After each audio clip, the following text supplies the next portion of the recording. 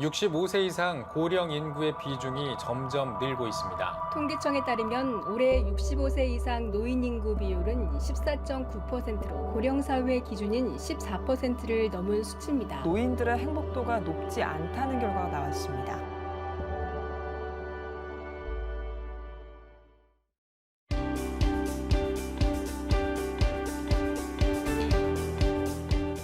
안녕하세요. 백세 인생 김인우입니다. 우리나라는 고령 사회입니다. 그리고 2025년이 되면 초고령 사회에 진입하는데요. 그렇기 때문에 그만큼 노년의 삶에 대한 관심이 높아지고 있습니다. 아직까지 한 번도 경험해보지 못한 시대를 살아가게 되면서 우리는 어떻게 살아가야 할까? 오늘은 이 주제를 가지고 이야기를 나눠보려고 하는데요. 매주 화요일 아침을 함께할 분 모시도록 하겠습니다. 이덕철 교수님 어서 오십시오. 네, 교수님. 안녕하세요. 어서 오십시오. 교수님 강연은 워낙 방송 매체에 많이 있고 또 많이 들었기 때문에 이렇게 또 직접 뵙고 강연을 들을 수 있어서 너무 영광입니다. 제가 영광입니다. 네, 교수님. 백세 인생에 출연하게 되셨는데요. 네. 출연 소감 어떠신가요? 이렇게 우리나라가 지금 세계에서 유례를 찾아볼 수 있을 정도로 이렇게 고령화가 빨리 진행되고 있거든요. 이때 정말 건강은 너무나 중요합니다. 그래서 노년의 행복을 위한 건강, 이 부분에 대해서 우리가 잘 알고 있어야 되거든요. 이렇게 말할 수 있는, 강의할 수 있는 기회를 주셔서 참 감사하게 생각하고 있습니다. 교수님 오늘 주제가 변화하는 사회적 시대 속에서도 꼭 필요하고 좋은 정보가 될 것 같은데 오늘 어떤 주제로 강의해 주실 건가요? 네, 행복한 노년을 위한 생활 습관 5가지에 대해서 제가 말씀을 드리겠습니다. 네. 이 부분을 잘 들으시고요. 그리고 앞으로 건강을 잘 챙기시면요. 정말 행복한 노년을 맞이할 수 있으실 것입니다. 네, 그러면 바로 이덕철 교수님의 강의 청해 듣겠습니다.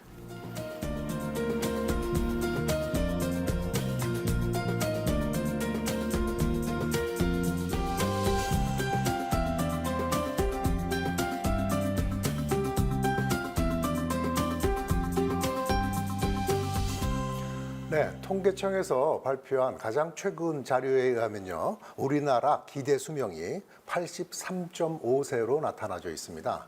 그러니까 지금 최근에 태어나는 아이들이 살아갈 수 있는 평균 수명이 83.5세라고 하는 것이죠. 이게 50년 전에 비해서는 한 21년 정도가 증가한 거예요. 이렇게 빠른 속도로 증가한 나라가 지금까지 없었죠. 세계 평균의 한 2배 정도는 빨리 진행하고 있습니다. 여자의 경우는요, 특히 86.5세로 OECD 2위고요. 남자는 80.5세로 9위 정도 된다고 알려져 있습니다. 그런데 이 속도가 너무 빠르기 때문에 많은 의학자들이 예측하기를요, 2030년이 되면은 우리나라가 남녀 공히 가장 기대 수명이 높은 나라가 될 것이다 라고 지금 예측하고 있고요. 그리고 WHO라고 세계보건기구에서 예측한 자료를 봐도요. 2050년 정도가 되면은 65세 이상의 인구, 80세 이상의 인구가 가장 많은 나라가 우리나라가 될 것이다 라고 얘기를 하고 있습니다. 이렇게 굉장히 오래 사는 것이 너무나 좋죠. 좋은데 또 생각해 볼 문제가 있습니다. 마냥 좋아하고 기뻐할 수 없는 그런 이유가 있는데 우리나라 건강 수명은요, 건강하게 살 수 있는 나이가 이상하게 OECD 국가 중에서 조금 짧은 편이에요. 그래서 66.3세라고 되어 있습니다. 그래서 이걸 갖다가 기대 수명하고 좀 빼보면은요, 여자의 경우는 한 20년 정도를 질병하고 같이 이렇게 질병에 고통당하면서 살아야 된다는 얘기가 되고, 남자의 경우는 한 14년 정도를 그렇게 지내셔야 된다는 얘기예요. 그러니까 이것이 건강하지 않은 사람, 건강이 담보가 되지 않는 수명의 연장이라고 하는 것은요, 이것이 마냥 기뻐할 문제가 아니라 이 고통뿐일 수도 있는 거가 되는 겁니다. 그 어떤 자료를 보면은요, 65세가 되면은 남은 시간의 25% 정도는 질병 속에 고통을 당하면서 살아야 된다라고 하는 얘기가 있죠. 그래서 우리가 성경상에 봐도요, 우리 연수가 70이요 강건은 80이다라고 말씀하고 계시잖아요. 그런데 그 수 동안 사는 동안에 정말 건강하게 살아야지만 우리의 어떤 존엄성이라고 할까, 가치를 그대로 잘 가져가면서 사는 그런 방법에 대해서 얘기를 해야지, 생각을 해야지, 그렇지가 않을 때는 무의미하게 수명만 연장하는 것이 참 이게 감사할 일이 아닐 수가 있다라고 하는 것이죠. 사람들이 그래서 모든 이런 걱정들을 많이 합니다. 노후에 내가 과연 건강할 수 있을까? 그래서 이렇게 최근까지만 하더라도 이렇게 일반인들이 많이 하는 얘기들이 있었어요. 한번 이런 얘기 들어보셨는지 모르겠는데 998834라고 해서 뭐 이렇게 건배사도 하고요, 막 이렇게 서로 덕담도 하고 이렇게 얘기를 했는데 그런 것들이 초고령 사회에서 우리 좀 막연한 두려움을 이렇게 표현해주는 어떤 얘기라고 이제 생각을 합니다. 998834라고 하는 거는 99세까지 팔팔하게 살다가 3일 만에 죽겠다, 이런 어떤 바람이죠. 근데 이게 이런 바람만 갖고 뭐 가능할까요? 만약에 이것이 정말 우리가 대비하면 가능할까요? 라고 저한테 물어보신다면요, 어떤 의학을 전문하는 그런 사람 입장에서 예, 가능합니다, 이제부터 대비하시면 돼요, 이렇게 얘기를 드릴 수 있어요.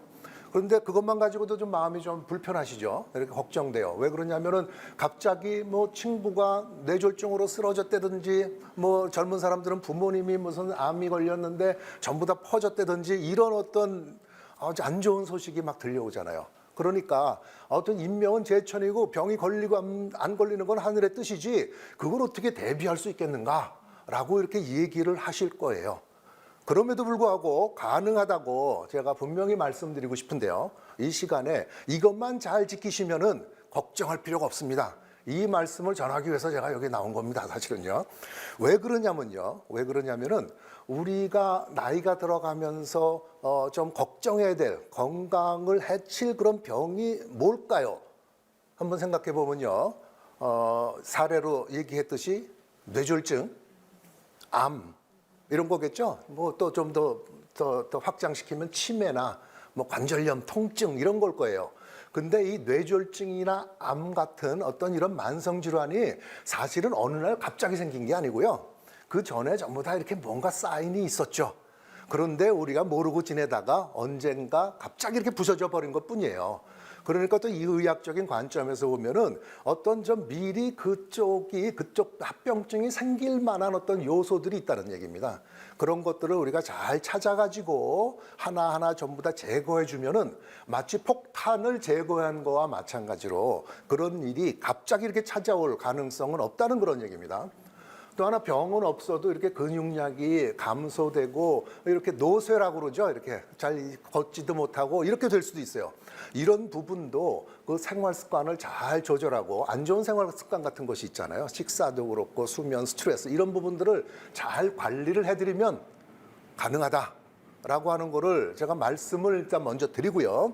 그러면은 이런 거를 이렇게 잘 관리하려면 어떻게 하면 되겠는가라고 하는 거로 5가지를 제가 좀 말씀을 드리려고 합니다. 가장 중요하게 저는 생각하는 것이요, 저를 돌봐줄 수 있는, 내 특성을 잘 알고 있는 주치의를 만나는 겁니다. 주치의를요. 그래서 저는 이걸 갖다 주치의 각기 운동이라고까지 얘기를 하거든요. 주치의가 왜 필요하냐면요, 우리는 나이가 들어가면서 병을 하나만 갖고 있는 것이 아니라 여러 개가 같이 이렇게 갖고 있게 됩니다. 예를 들어서 고혈압 있는 분들이 당뇨병도 있고 고지혈증도 있고 뭐 관절염도 있고 이렇게 여러 가지가 돼요. 그러니까 이런 부분들을 좀 통합적으로 전체적으로 관리를 해줄 필요가 있다는 얘기죠.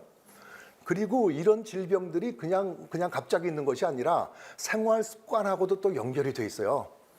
그러니까 어떤 담배를 피는지, 흡연, 과음, 스트레스, 운동, 비만, 어떻게 식사를 하시는지, 그리고 과거에 어떤 병을 앓았던 적이 있는지, 가족력은 어떤지, 이런 부분들을 전부 다 한꺼번에 파악하고 알 수가 있어야 되거든요.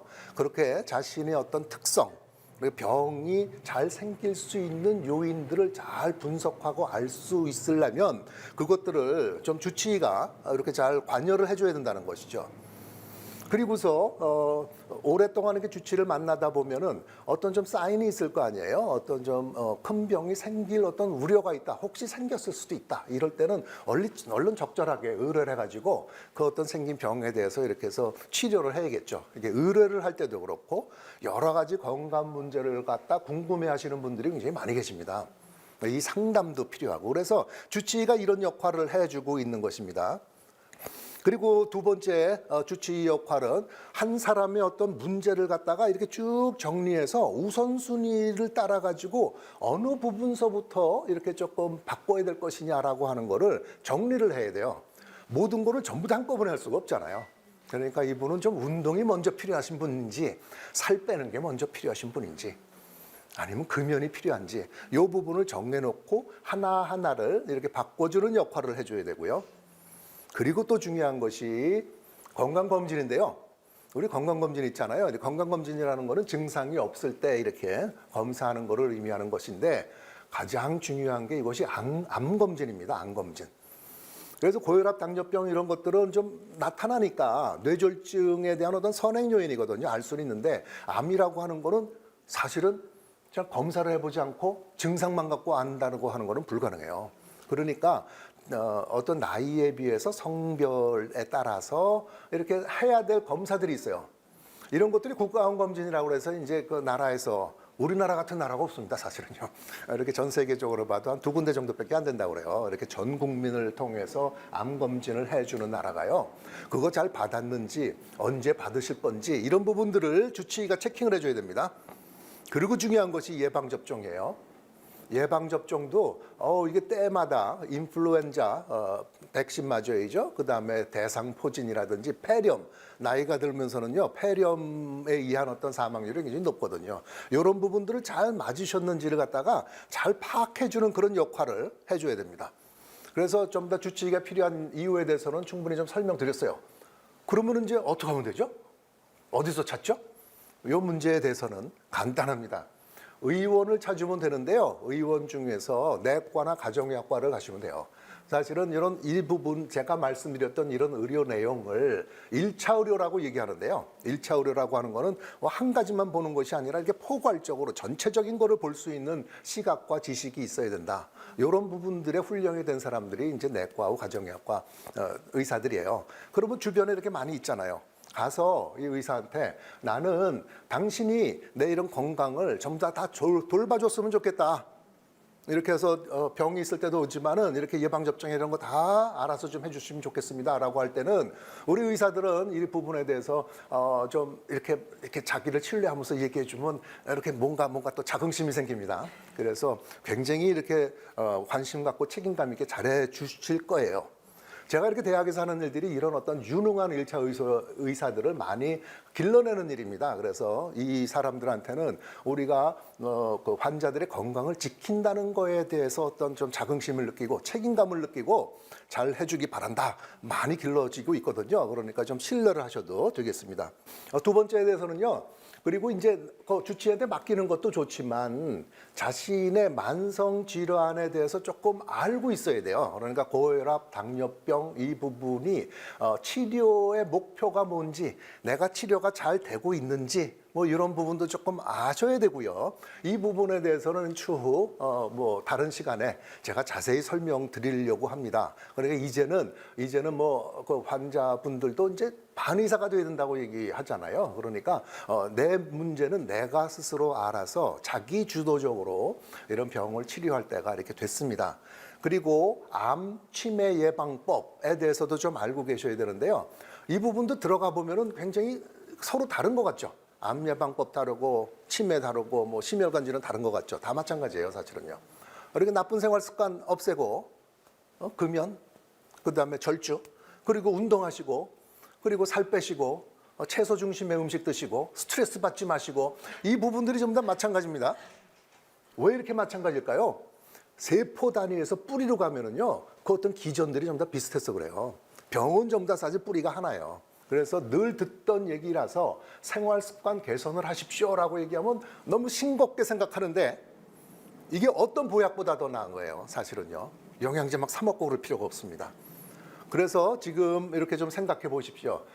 우리가 좀 연세 드신 분들은 이런 만성 질환을 1개 이상은 꼭 갖고 있어요. 한 절반 정도는 3개까지 갖고 있거든요. 그러니까 내가 알고 있는 내 어떤 만성 질환이 지금 잘 치료가 되고 있는가, 적절하게 목표 수치를 유지하고 있는가라고 하는 거를 내가 알고 있나. 만약에 그렇지가 않다라고 생각하시면은 이 시간을 기대하고 잘 들어주시면은 하나하나 제가 다 설명을 드리려고 해요. 그리고 세 번째는 식단입니다. 식단. 건강한 식단. 이거 굉장히 중요하거든요. 건강한 식단이 다시 얘기했지만 어떤 영양제, 어떤 보약, 어떤 건강식품보다도 다 좋습니다. 댄 뷰트너라고 하는 사람이 있었어요. 이렇게 블루존이라고 하는 어떤 그 이름을 단어를 쓴 사람인데요. 이 사람이 뭐 자전거 타고 전 세계를 전부 다 돌았다고 그래요. 그러면서 가보니까 세계에서 5군데의 장수마을이 있더라.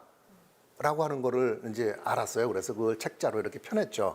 이게 우리가 잘 알고 있는 이탈리아 지중해의 사르디니아, 일본의 오키나와, 그리스의 이카리아, 그 다음에 코스타리카 태평양의 니코야 반도, 캘리포니아의 로마린다라고 하는 곳이에요. 이렇게 5개가 있는데 생각해 보면은 어떤 문화도 다르고 종족도 다르고 언어도 다르고 다 다른 어떤 그런 곳이지만 공통적인 곳이 있는데 여기 사는 사람들이 암, 심혈관계, 뇌졸중, 심장, 그리고 당뇨병, 치매의 발생률이 훨씬 낮고 사망률도 낮더라라고 하는 것을 알게 됐어요. 그런데 이 사람들이 공통되는 것이 무엇인가? 문화는 다 다른데 라고 하는 거를 잘 봤더니 아주 특징적인 것이 있는데요. 제일 첫 번째가 신체 활동량이 굉장히 많아요. 그러니까 주로 이렇게 산지에 있거나 이렇게 자연하고 같이 지내면서 이렇게 걷는 어떤 활동량이 굉장히 많은 그런 곳이고, 두 번째는 이제 유대감이 굉장히 좋습니다. 주변 사람들하고 이렇게 잘 지내는 사회적인 어떤 연결성 같은 것이 상당히 좋아요. 그리고 스트레스가 물론 적고, 무엇보다 더 중요한 것이 저는 식단이라고 생각을 하는데요. 식단이 전곡류라고 하는 이렇게 뭉뚱그려서 표현인데, 이것은 뭐냐면 정제되지 않은 쌀이나 밀가루, 그러니까 현미, 이런 보리 이런 거를 얘기하는 것이거든요. 그런 부분들, 그리고 흑빵 같은 거, 밀가루라고 한다면, 그리고 콩류라든지 고구마라든지 이런 것들, 그리고 채소 과일 많이 먹고 해산물이라든지 올리브유 많이 먹고, 이것도 우리 전부 다 알고 있는 얘기인 것 같죠? 근데 여기 비밀이 있는 거예요, 사실은요. 지금 어떤 의학이 굉장히 발달하면서 이런 어떤 영양소를 먹었을 때 왜 좋아지는지, 세포 내에서 어떤 부분들이, 이게 노화도 막아주고 질병도 막아주고 다 그렇게 해주거든요. 이 부분은 굉장히 많이 잘 밝혀져 있습니다. 이런 복잡한 얘기 분명히 알 필요는 없는데, 그런데 이렇게 비밀은 여기 있다. 이것이 열쇠고 키다라고 하는 거를 마음속에 좀 간직하고 계셔야 돼요. 그래서 채소를 드실 때는 한 하루에 4끼 내지 5끼 정도를 먹으라고 그래요. 꼭 이렇게 뭐 드셔야 될 필요는 없겠죠. 그렇지만 가능하면은 채소, 야채, 과일을 충분히 드셔라. 채소의 어떤 그람 수는요, 그람 수는 한 400에서 500g 정도를 하루에 먹으라고 하는데요. 이렇게 잘 안 재보셨죠? 채소 이렇게 해서 저는 한번 재봤습니다. 제가 사실은 집에서 요즘은 다 요리도 하고 전부 다. 그래서 어떤 사람들이 보고서 우리 집사람을 갖고 나라를 구했다고 얘기합니다. 근데 원래 이렇던 건 아니고, 이런 부분들을 좀 가지고 이렇게 지식을 알고 있다 보니까 하다 보면 이것도 재밌어요. 그러니까 이렇게 해서 먹고 저렇게 해서 먹고 라는 걸 해보고, 채소 한 500g 정도가 얼마 정도 되는지를 한번 달아보세요. 이게 큰 대접으로 하나 정도는 먹어야 돼요. 그거를 이렇게 조금 나눠 먹어도 좋지만 많이 먹으면 많이 먹을수록 좋다. 여기 이 식단이 중요한 것이 이제 폴리페놀이라고 하는 것이죠. 폴리페놀이라고 하는 것이 사실은 옛날에는 전부 다 염색을 할 때 썼다고 그래요. 채소에 이렇게 색깔 진한 것들이 많잖아요. 진한 색깔 채소를 좋아하셔야 됩니다. 이렇게 되면은 염증도 좋아지고 면역력 좋아지고 암도 예방되고 비만도 적어지고, 이런 것들은 전부 다 우리 데이터상으로 전부 다 나와 있습니다. 어떤 것들이 폴리페놀이 많이 들어가 있는 것이냐? 블루베리라든지 딸기, 키위, 체리, 방울토마토, 이거 뭐 쭉 얘기 굉장히 많은 것 중에 이걸 어떻게 좀 더 외겠어요. 그래서 저는 블루베리, 딸기, 키위 이런 것들 또 비싸잖아요. 제철 과일 다 먹어요. 그래서 냉동을 사다가 이렇게 좀 넣고 그때마다 이렇게 좀 꺼내서 녹여서 먹고요. 그리고 양파, 케일, 브로콜리, 샐러리 이런 것들은 이제 좀 가서 그 슈퍼에서 이렇게 사서 먹는 거죠. 그리고 중요한 것이 강황이라고 하는 거. 요즘에 커큐민이라는 강황, 카레에 들어가 있는 이 성분이 이런 어떤 좀 노화 방지라든지 질병 예방에 굉장히 좋은 걸로 많이 알려져 있습니다. 그런 것들을 잘 드시도록 하시면은 되겠습니다. 그리고는 이제 운동이 상당히 중요한데요. 네 번째는 운동입니다. 운동은 정말 이것도 한번 하기가 귀찮아서 그렇지 해보면요 여기 활력도 나오고요, 만성염증 저하돼 있고 완전 기분 좋아지고 심폐 능력이 확 달라집니다. 저도 이거 한 6개월 정도까지 끄는 것이 굉장히 중요한데요. 그때까지는 좀 참고 억지로라도 해보면 등산을 하는 것이 가장 좋거든요. 등산은 한번 숨차게 올라갔다가 또 내려갈 땐 쉬고 이런 사이클이 있기 때문에 상당히 좋습니다. 그래서 이렇게 해보시면은 피곤하고 힘들고 이랬던 것들도 전부 다 없어지고 좋아지는 걸 갖다가 느끼실 거예요. 정말 그렇습니까? 물어보면 분명합니다. 제가 해봤어요. 이렇게 이제 말씀을 드리겠고요. 저는 이렇게 운동하라 그러면 잘 못하시는 분들이 계시잖아요. 이렇게 나는 아픈 데가 많은데 아파서 못한다, 지병이 있어서 못한다 라고 이제 말씀을 하시죠. 그럴 때는 아프니까 더 운동하십시오. 아프니까 운동한다 라고 하는 이 한마디, 아프니까 운동한다. 무리하게 하라는 말씀은 아니죠, 물론요. 내가 할 수 있을 만큼만 조금 더 강도를 높여가면서 하는 그런 노력을 조금 하셔야 되고요. 시간은 하루에 30분에서 1시간 정도, 1시간 정도로 잡는 것이 제일 좋습니다. 그리고 운동을 쉬는 시간이 이렇게 연달아 이틀이 되지 않도록, 하루를 하면은 하루는 쉬어도 뭐 괜찮은데 비 오거나 뭐 이랬을 때, 그럴 때 이틀 연속이 쉬어지지 않도록 이 흐름을 놓치면은 또 거기까지 올리는데 너무 힘들어요. 그래서 운동을 안 하면 몸이 근질근질하다라고 생각할 정도로 유지를 하시면 되겠고요. 그다음엔 충분한 수면과 낮의 활동이거든요. 그러니까 햇볕이 이렇게 쬐었을 때 좀 30분에서 1시간 정도 좀 피부를 좀 노출시키면서 걸어. 이런 게 중요하죠. 왜냐하면 비타민 D 때문에 그렇죠. 비타민 D는 선샤인 비타민, 그래서 피부에서 합성되잖아요. 이게 면역 조절도 되고요, 건강 증진에 굉장히 도움을 많이 줍니다. 그리고 잘 때 이렇게 깜깜한 밤에서 자게 만들어주는 멜라토닌이라고 하는 어떤 그런 물질이 이렇게 나와서 우리 건강을 좋게 만들어주거든요. 그래서 제가 개괄적으로 오늘은 설명을 드렸는데요. 건강한 노년을 위한 우리 준비라고 하는 거는 주치의를 만나십시오. 그다음에 만성질환에 대해서 잘 알고 좀 공부를 하십시오. 건강한 식단 유지하십시오. 운동하십시오. 그리고 낮에 활동을 하고 밤에 숙면을 취하는 방법을 취하십시오.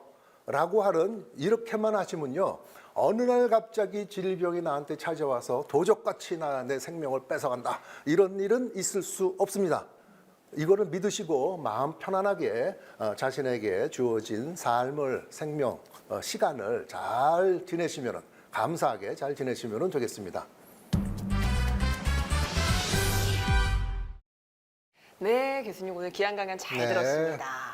교수님, 행복한 노년은 노년이 되기 전에 미리미리 준비를 그럼요. 해야 되는 것 같아요. 근데 네. 저처럼 아직 조금 네. 젊다고 생각하는 저 같은 세대들은 뭘 먼저 준비해야 될까요? 젊다고 생각하세요? 그렇게 좀 믿고 살겠습니다. 사실 의학적으로 보면 그렇지는 않습니다. 왜 그러냐면요, 우리 그 노화라고 하는 것이 세포에서부터 시작되는데, 네. 이 세포는 30세가 되면은 벌써부터 이제 늙어가기 시작해요. 네. 그래가지고 우리 생체 나이라고 하는 것이 있잖아요. 실제 나이하고 생체 나이가 서로 이렇게 달라 보여야죠. 더 젊어 보여야죠. 맞습니다. 이러려면 젊었을 때부터 노력을 해야 되는데, 가장 중요한 것이 뭐라고요? 생활 습관입니다. 그러니까 젊었을 때는 제가 거꾸로 생각해봐도 스트레스가 너무 많고 과로하고 이게 잘 관리를 안 하잖아요.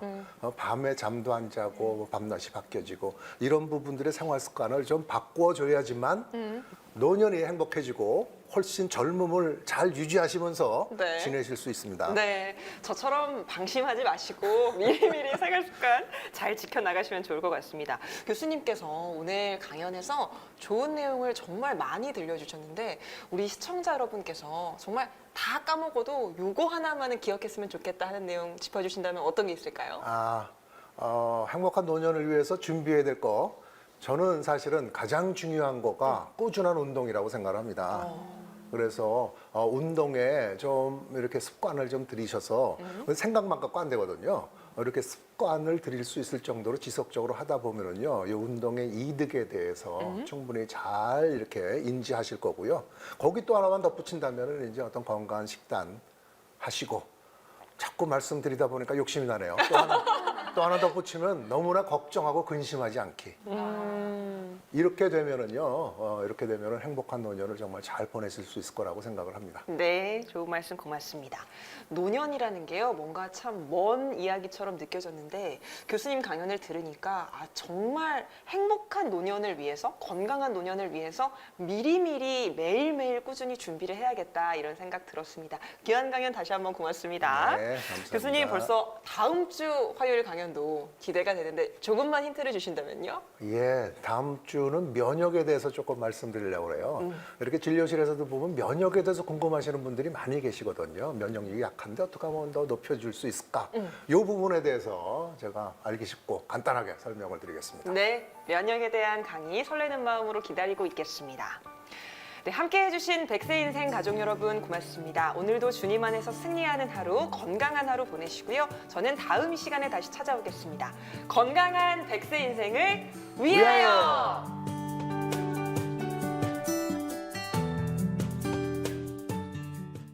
이 프로그램은 여러분의 미디어 선교 후원으로 제작되었습니다. 선교는 사명, 후원은 동역. 당신도 복음을 전할 수 있습니다.